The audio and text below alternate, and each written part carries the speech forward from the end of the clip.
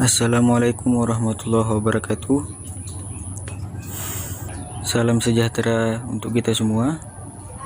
Pada kesempatan kali ini, saya Zaid Putra akan mempresentasikan tugas mata kuliah Geografi Sosial yang berjudul Penduduk dan Kemiskinan. Sebelumnya saya ucapkan terima kasih kepada dosen pengampu mata kuliah ini, yaitu Ibu Fitria Mustika, SPD, MPD, yang telah mendidik dan membimbing kami dalam mata kuliah ini. Baik, langsung saja kita masuk ke pengertian. Penduduk adalah individu atau sekumpulan individu yang bertempat tinggal di suatu wilayah sesuai dengan ketentuan hukum yang berlaku. Penduduk meliputi warga asli dan warga asing. Di Indonesia, penduduk memiliki durasi bertempat tinggal minimal 6 bulan ataupun kurang dari 6 bulan dengan tujuan pasti menetap. Fenomena penduduk dinamakan dengan antroposfer yang dikaji dalam dua ilmu, yaitu demografi dan ilmu kependudukan. Dalam mengkaji fenomena penduduk harus memperhatikan tiga hal, yaitu sebagai berikut.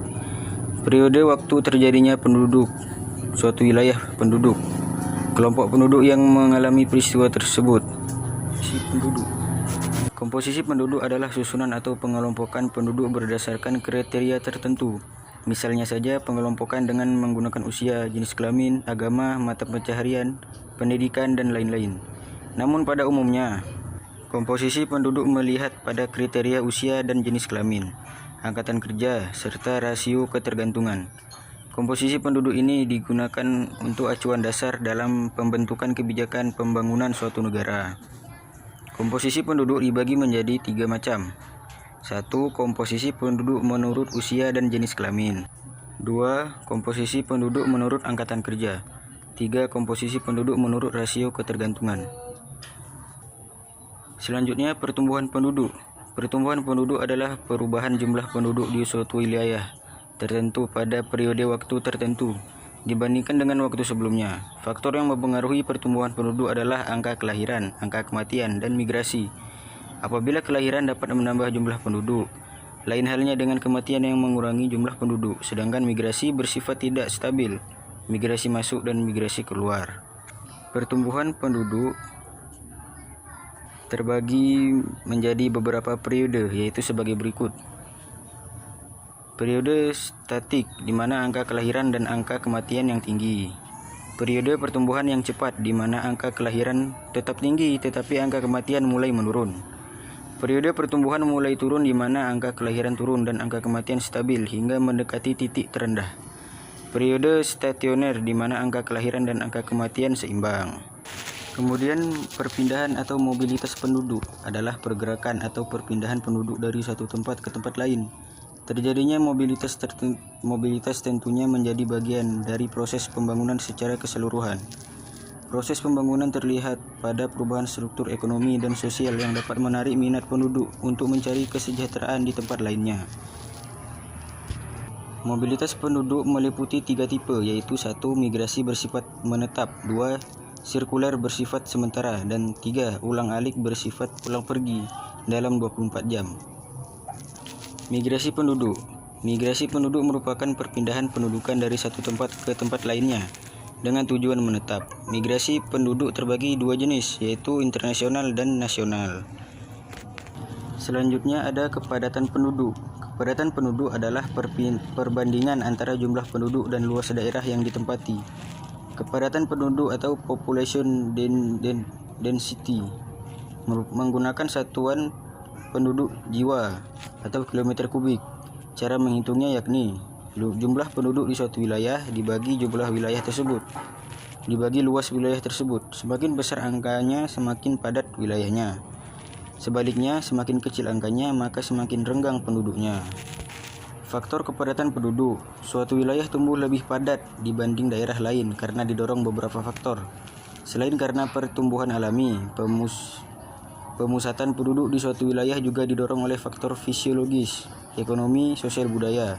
Faktor fisiologis meliputi bentuk permukaan bumi, kondisi perairan, dan kondisi iklim. Kondisi alam berpengaruh terhadap kepadatan penduduk karena sumber daya yang dimiliki dan dihasilkan. Misalnya, Indonesia mengandung banyak sumber daya alam. Selain itu, iklimnya menghasilkan berbagai jenis makanan. Ini membuat pertumbuhan penduduk lebih tinggi dibanding misalnya Islandia yang terletak di dekat kutub utara. Kawasan daratan rendah. Kawasan dataran rendah yang dekat dengan perairan, tanah subur, dan daerah aman cenderung memiliki kepadatan penduduk tinggi. Faktor ekonomi dapat mempengaruhi kepadatan penduduk suatu wilayah karena tersedianya peluang dan lapangan pekerjaan yang banyak dan menarik banyak orang. Setiap orang membutuhkan pekerjaan untuk memenuhi kebutuhannya dan mendapatkan penghidupan yang lebih baik. Contohnya saja, banyak penduduk di Indonesia yang memilih pindah ke Jakarta untuk bekerja. Kemiskinan adalah ketidakmampuan untuk memenuhi standar minimum kebutuhan dasar yang meliputi kebutuhan makanan maupun non-makanan. Penduduk miskin adalah penduduk yang berada di bawah suatu batas atau disebut sebagai garis kemiskinan. Garis kemiskinan merupakan nilai rupiah yang harus dikeluarkan untuk memenuhi kebutuhan hidup, baik kebutuhan hidup minimum makanan maupun kebutuhan hidup minimum non-makanan. Jenis-jenis kemiskinan dilansir dari buku Indikator Kemiskinan dan Misklasifikasi Orang Miskin 2015, karya Ali Khomsan dan kawan-kawan. Dijelaskan beberapa jenis kemiskinan, yaitu kemiskinan absolut. Kemiskinan absolut merupakan jenis kemiskinan di mana orang-orang miskin mempunyai tingkat pendapatan di bawah garis kemiskinan atau jumlah pendapatannya tidak cukup untuk memenuhi kebutuhan pokok hidup seperti pangan, pakaian, dan tempat tinggal. Kemudian kemiskinan relatif. Kemiskinan relatif merupakan jenis kemiskinan yang terjadi karena pengaruh kebijakan pembangunan yang belum terjangkau seluruh masyarakat, sehingga mengakibatkan terjadinya ketimpangan pada pendapatan, atau bisa dikatakan bahwa seseorang sebenarnya telah hidup di garis kemiskinan namun masih berada di bawah kemampuan masyarakat sekitarnya. Kemudian kemiskinan kultural. Kemiskinan kultural merupakan jenis kemiskinan yang disebabkan oleh faktor budaya seperti malas, tidak ada usaha untuk memperbaiki tingkat kehidupan, pemboros, dan lain-lain. Lalu ada kemiskinan kultural, ada kemiskinan struktural, merupakan kemiskinan yang dialami oleh satu golongan masyarakat karena struktur sosial masyarakat itu memungkinkan golongan masyarakat tidak ikut menggunakan sumber pendapatan yang sebenarnya tersedia bagi mereka. Faktor penyebab kemiskinan: 1. Tingkat pendidikan yang rendah. 2. Pengangguran. 3. Konflik dalam suatu wilayah. 4. Keterbatasan infrastruktur. 5. Bencana alam. 6. Laju pertambahan penduduk. 7. Kurangnya lapangan kerja. 8. Kurangnya ilmu pengetahuan yang dijadikan acuan untuk bekerja. 9. Kurangnya perhatian dari pemerintah. Dampak kemiskinan. Sekarang kemiskinan sudah memberikan dampak yang beraneka ragam, mulai dari tindak kriminal, pengangguran, kesehatan terganggu, dan masih banyak lagi. Kemiskinan memang dapat menyebabkan beragam masalah, tapi untuk sekarang masalah yang paling penting adalah bagaimana caranya agar anak-anak kecil yang sama sekali tidak mampu dapat bersekolah dengan baik seperti anak-anak lainnya. Pertama, itulah masalah yang harus dipecahkan oleh pemerintah, karena jika masalah itu tidak dapat selesai, maka akan muncul masalah baru yang lebih banyak lagi. Dan juga banyak orang miskin terkena penyakit, tapi mereka sulit untuk berobat ke dokter karena mahal. Walaupun pemerintah sudah memberikan kartu kemiskinan, tapi itu tidak menjamin di rumah sakit. Kemudian upaya yang diperlukan. Upaya yang dapat dilakukan untuk mengatasi kemiskinan adalah: 1. Memperluas lapangan kerja. Cara yang satu ini cukup ampuh dalam mengatasi masalah kemiskinan yang ada dengan cara mengurangi jumlah tingkat pengangguran yang lain yang kian bertambah dari tahun ke tahun. Pemerintah harus menyediakan lapangan kerja yang banyak di setiap wilayah tertentu, di mana wilayah itu sedang kekurangan lapangan pekerjaan. Dengan adanya lapangan pekerjaan yang cukup, seseorang bisa bekerja untuk memenuhi kebutuhan sehari-hari anggota keluarganya. 2. Memberi bantuan pendidikan secara gratis. Dalam hal edukasi, pemerintah telah mengadakan program bantuan pendidikan berupa wajib belajar 9 tahun bagi masyarakat yang tidak mampu.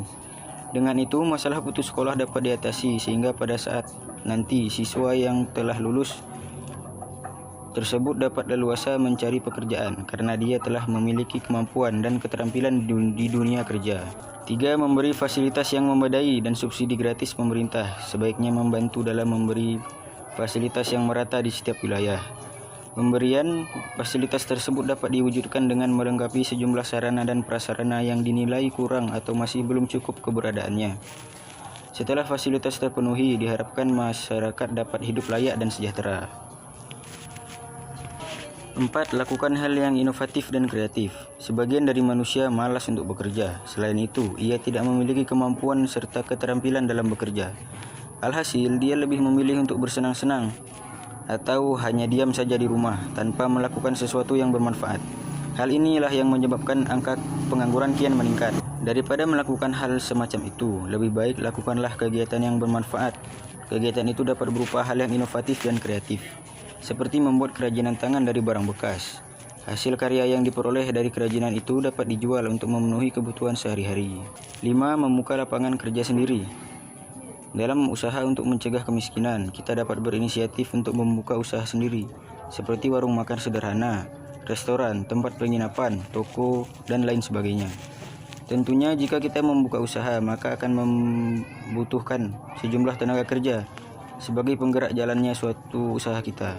Dengan itu, orang-orang yang mencari pekerjaan akan membutuhkan permintaan kerja pada kita. Dengan cara inilah pengangguran yang merupakan faktor utama kemiskinan dapat dikurangi sedikit demi sedikit jumlahnya. Kemudian kita masuk di bagian penutup. Demikianlah presentasi yang saya sampaikan tentang penduduk dan kemiskinan. PowerPoint ini memang masih jauh dari kata sempurna dan masih membutuhkan arahan dan bimbingan dari semua pihak. Sekian yang dapat saya sampaikan, semoga bermanfaat untuk saya dan kita semua. Saya ucapkan terima kasih. Assalamualaikum warahmatullahi wabarakatuh.